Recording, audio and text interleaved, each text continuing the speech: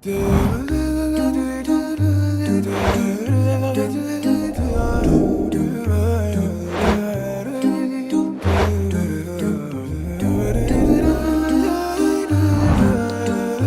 بالله من الشيطان الرجيم بسم الله الرحمن الرحيم الحمد لله رب العالمين والصلاة والسلام على أشرف المرسلين محمد وعلى آله وصحبه أجمعين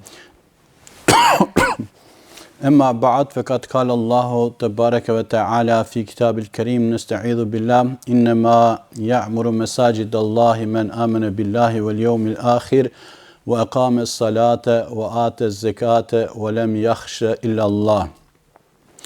Falënderimet dhe lavdërim takojnë Allahut xhalla shanuhu, përshëndetjen me selavat e selame i dërgojmë më të mirës krijesë Muhammed Mustafa sallallahu alaihi wasallam, familjes së tij, shokëve të tij dhe të gjithë atyre që ndjekin rrugën e tij deri në ditën e fundit. Të nderuar vëllezër xhamatlin, do të mundohemi që në këtë ligjërat, në këtë ders të flasim, të themi dy fjalë rreth ajetit të cilin e lexova, në të cilin Allahu xhalla shanuhu thotë se në të vërtetë shtëpitë e Allahut i ndërtojnë ata të cilët besojnë në Allahun xhalla shanuhu në ditën e fundit, e falin namazin, e japin zakatin dhe nuk frigohen prej askujt tjetër pos Allahut. Pra, siç e dini nga historia islame, nga shpërngulja e Muhammed Mustafas sallallahu alaihi wasallam nga Mekka në Medinë, duke qenë në ankthin dhe shtresin e largimit nga vendlindja, megjithatë pejgamberi sallallahu alaihi wasallam punën e parë të cilën e bëri në Medinë, apo edhe para se të arritë në Medinë, bëri ndërtimin e xhamisë Kuba para se të arritë në Medinë, ndërsa në momentet që arriti në Medinë ndërtoi xhamin e tij, e cila edhe sot quhet si Mesjidun Nabawi, xhamia e të dërguarit të Allahut Muhammedit sallallahu alaihi wasallam. Dhe ne mund të parashtrojmë pyetjen se pse hapi i parë ishte xhamia.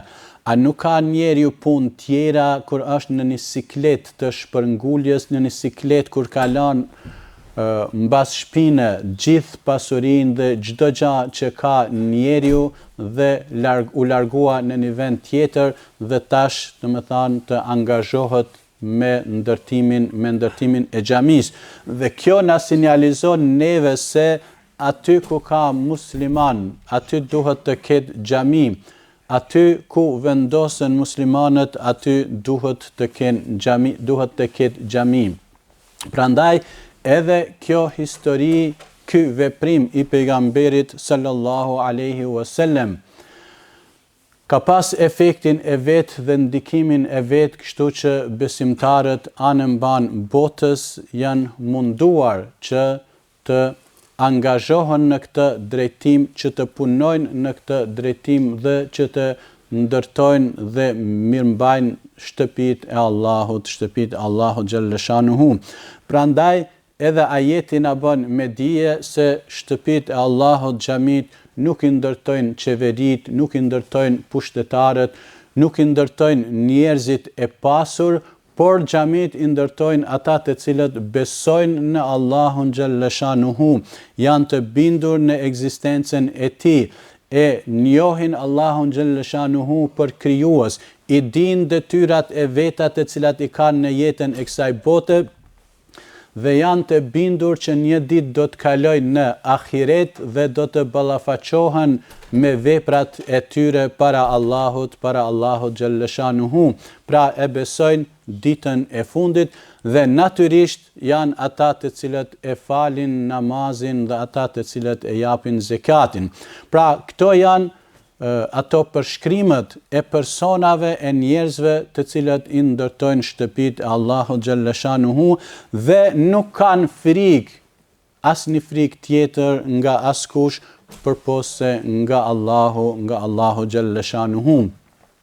Pra nuk frigohen se do t'ju pakohet pasuria, nuk frigohen se mundi kontributit të cilin e japin, qoftë material, qoftë fizik, do të shkojë në humbje, nuk frigohen se nuk do t'jenë njerëzit mirënjohës për kontributin e tyre, sepse ata nuk kanë tjetër për bazë, nuk marrin tjetër faktor për bazë, vetëm se janë të mbështetur tek Allahu xhalla shanuhu.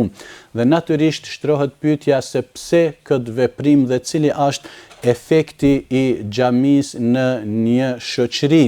Pra, pikrisht hapi i parë që e bëni Muhamedi alayhis salam neve na bën me dije se është i rëndësishëm dhe është multi-efektiv. Pra, xhamia si objekt, si institucion, si shtëpi e Allahut xhalla shanuhu ka funksione të shumë fishta që ndoshta vështirë është me i numërua të gjitha, me i shënua në një listë, sepse efektet janë të natyrave të ndryshme. Ne mendojmë nganjëherë se xhamia është vetëm me u fal, ose na duhet vetëm me u fal, por jo. Nuk është ashtu, sepse ne mund të falemi çdo kund, ne mund të bijmë sejdë çdo kund. Allahu e ka bërë tokën të pastër për falje, për me bërë sejdë. Mirpo duhet një vend i caktuar që ka emrin xhami, që është legjitim, në cilin lejohet të falet edhe xumaja, sepse për ndryshe ti me u fal namazet tjera, mundesh çdo kund me i fal, edhe në shtëpinë tënde mund të formosh xhamat, edhe në shtëpinë tënde mund ti falish namazet, 5 kohët e namazit me imam, me xhamat, mirpo xhamia, pra shtëpia e Allahut, është e veçantë dhe efekti dhe roli i saj është i shumë fisht. Prandaj në këtë aspekt besimtarët duhet të jenë mirënjohës nëse kanë xhami dhe duhet të jenë falëndërues fillimisht para Allahut xhalla shanuhu dhe natyrisht të mundohen të japin kontributin e tyre. Pra, kontributin e xhami nuk nënkuptohet vetëm të marrësh pjesë, të falësh aty, por kontributi është i shumë llojshëm, i natyrave të ndryshme, dhe secili që dëshiron në formën e vet, në mundësinë e vet, ka mundësi të jap kontribut, i cili ndoshta në syrin e njerëzve duket i vogël, por në regjistrat e veprave tona është i madh, dhe në vagën e matjes dhe vlerësimit të veprave tona në ditën e gjykimit është shumë me peshë dhe shumë me vlerë. Prandaj i lutemi Allahut xhalla shanuhu që të na bëjë prej atyre të cilët jemi mirënjohës dhe mundohemi të japim kontributin ton për mbirmbajtjen dhe zhvillimin e kësaj xhamie dhe natyrisht edhe xhamive tjera, për të qenë të lumtur, për të shijuar kënaqësinë e namazit, sejdeve, derseve, ligjëratave, aktiviteteve në këtë botë dhe natyrisht edhe për të shpërblyer në botën tjetër. Subhana rabbika rabbil izzati amma yasifun wa salamun alal mursalin walhamdulillahi rabbil alamin. Al-Fatiha.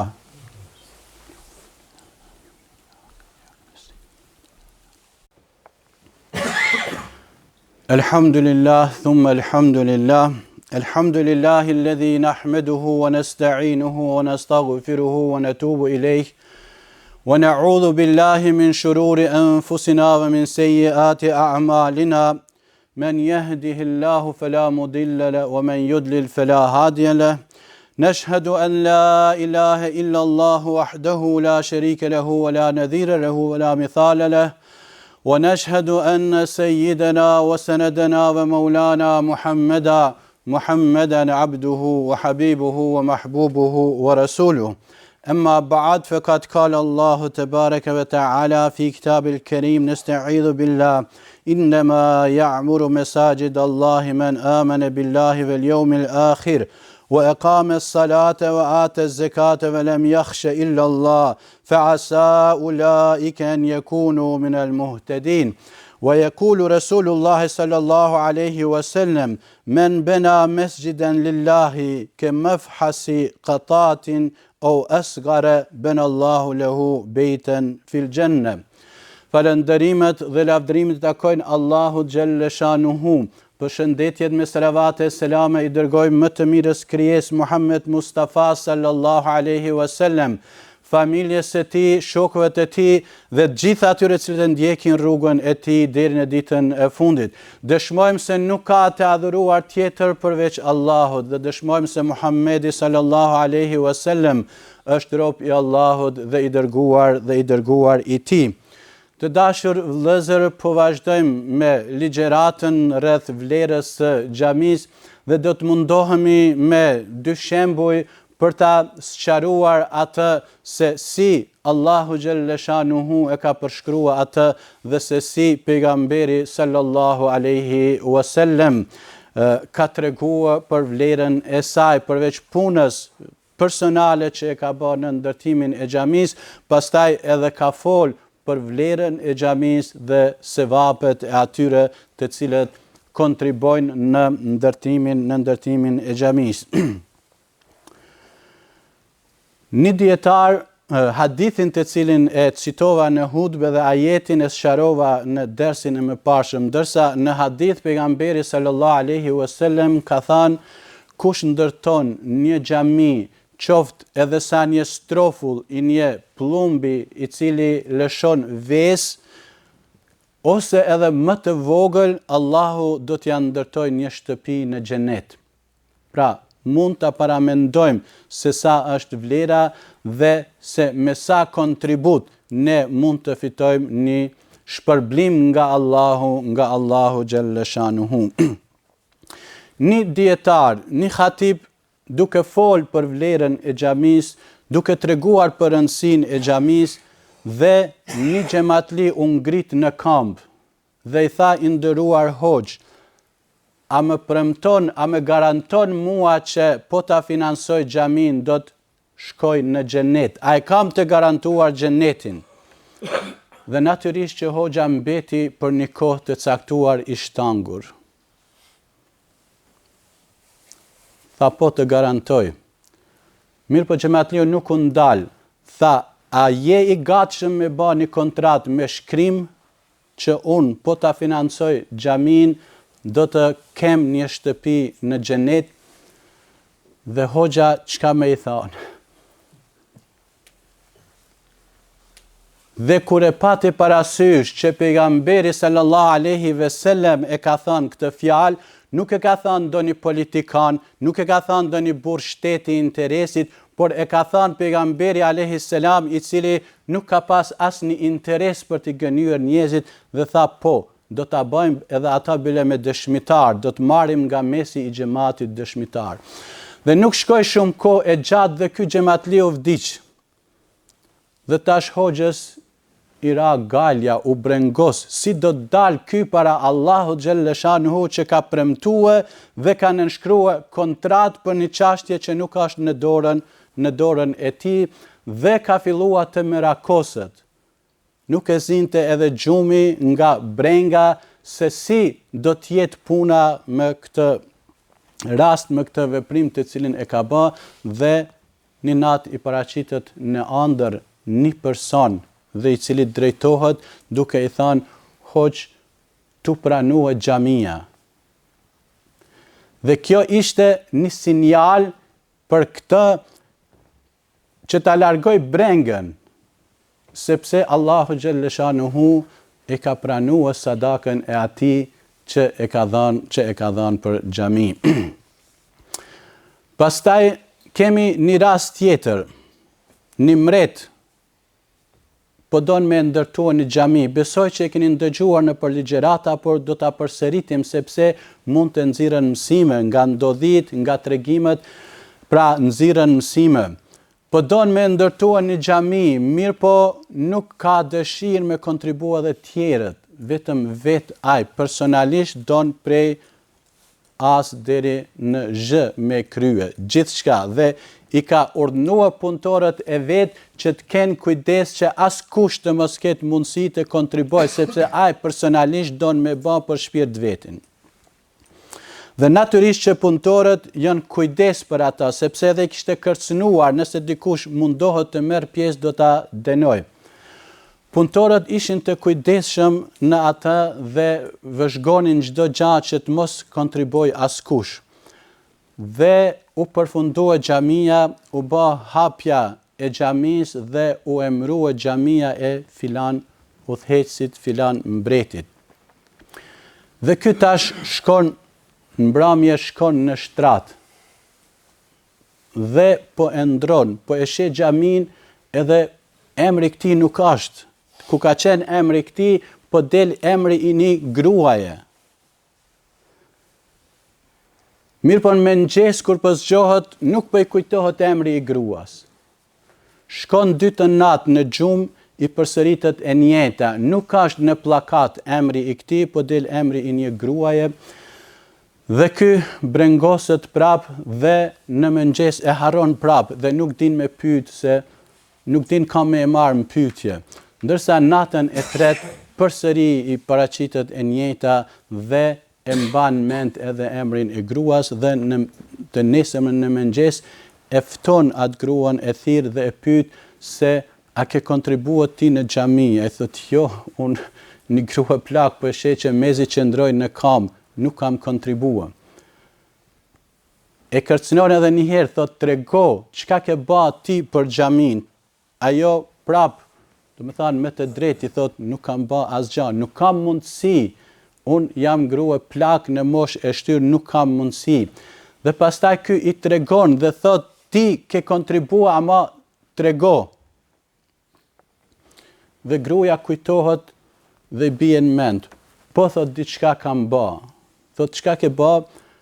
Kam kaluar rrugës kur është ndërtuar xhamia dhe ka qenë një shtazë e cila ka qenë mjet transporti për ndërtimin e xhamisë, ka qenë e lidhur dhe ka pas një enë me ujë, por nga ajo distanca që ka qenë e lidhur nuk ka mund me pi ujë dhe unë vetëm se ja kam afruar.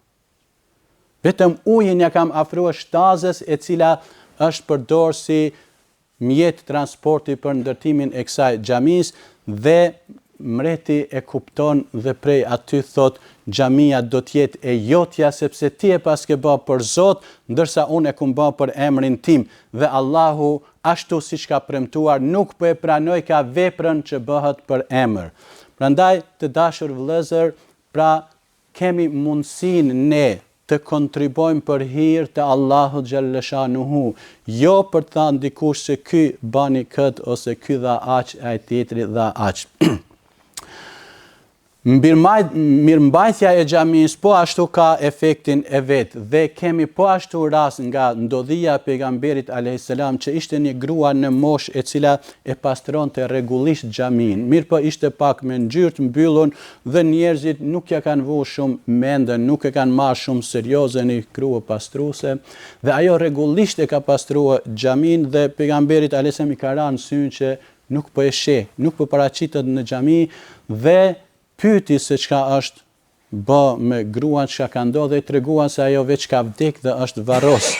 Dhe pejgamberi alayhis salam mbeti i shqetësuar, si është e mundshme që ajo ka vdek, është varros dhe unë të mos njoftohem për të marrë pjesë në varrimin e saj. Dhe i kanë thënë sahabët se nuk i kemi pa të arsyeshme dhe pejgamberi alayhis salam kërkon nga ata që ta çojnë te varri i saj dhe ja fal xhenazën asaj gruaje. Dhe pasi e fal xhenazën, pejgamberi alayhis salam ka thënë, kjo pjesë e varrezave ka qenë e mbuluar me errësirë dhe namazin të cilin unë e bana, pra tash kjo pjesë është e shëndritur. Që do të thotë se çdo punë, çdo angazhim, çdo veprim në xhami pa marr parasysh se neve a na bie në sy apo nuk na bie e ka efektin e vet. Prandaj të dashur vëllezër xhamatlin, unë edhe një herë dua t'ju falenderoj juve për shkak se ne kemi ndruar një lokal të vogël me qira që të paktën me pas mundësi me u tubua dhe me fal ndonjë namaz, me ndrua ndonjë fjalë, me u taku, me u pa me njëri tjetrin. Mirë po Allahu xhallashanuhu pas ka caktuar diçka tjetër, ka caktuar këtë objekt të madh që ne nuk mund ta shfrytëzojmë me kapacitetet që i ka ky dhe tash duhet të jemi të bindur se ky ka qenë një caktim i Allahu xhelleshanuhu. Prandaj është një e mirë, unë kam përsërit këtu se ende nuk mundi me kuptua se ky objekt na takon neve. Mirë po ja që Allahu ka dash neve, na i ka dhënë këtë mundësi. Dhe siç e dini pjesën e parë që kemi kryer dhe tash jemi duke u përgatit për pjesën e dytë të pagesës dhe me 22 nëntor kemi një manifestim, një aktivitet humanitar ku kemi ftuar mysafir nga trojet tona, lexuesit e Kur'anit më të njohur shqiptar, nga estrada fetare e ilahive dhe hoxhallar të tjerë, kështu që e kemi obligim që ne të përveshim krahat dhe të organizohemi në atë ditë, të i ftojmë edhe familjet tona, të afërmit tonë, shokët dhe çdo kant që kemi mundësi për t'ja ofruar që edhe ata të kenë mundësi të kontribojnë. Nëse nuk kanë mundësi me kontribuo, mjafton që të marrin pjesë në atë manifestim për ta përjetuar atmosferën që krijohet aty, dhe nëse jo kësaj here do ta kenë mundësi ndonjëherë tjetër për të kontribuar dhe për të fituar nga mirësitë që i ka premtuar Allahu xhelleshanuhu dhe pejgamberi sallallahu alaihi wasallam për ndërtimin dhe mirëmbajtjen e xhamive. Prandaj nuk na mbetet tjetër vetëm që të bëjmë dua, pra t'ju drejtohemi njerëzve duke filluar nga familjet tona, nga xhamati jon, nga rrethi dhe shqiptarët kudo që janë në Austri dhe jashtë Austrisë, imamëve të cilët mbajnë ligjërata që të përmendin si aksion dhe ndoshta dikush dëshiron të kontribojë, dhe jemi me shpresë se me ndihmën e Allahut xhelleshanuhu do ta kryejmë këtë obligim. Nëse do ta arrijmë shumën e plot, është një nimet i madh për ne, sepse do të çlirohemi nga brenga, sepse është breng, nuk është edhe shumë e thjeshtë, mirë po megjithatë duke u bazuar në atë që Allahu na ka dhënë këtë të mirë, duke u bazuar në atë që ne jemi këtu me shëndet, jemi me mundësi, me paga, me rrogë, me punë, dhe shpresojmë që inshallah do t'i dalim në krye dhe do t'a gëzojmë këtë objekt, jo vetëm ne, por edhe gjeneratat e ardhshme inshallah, deri në ditën e fundit inshallah nuk largohet sejdja dhe aktivitetet nga ky vend.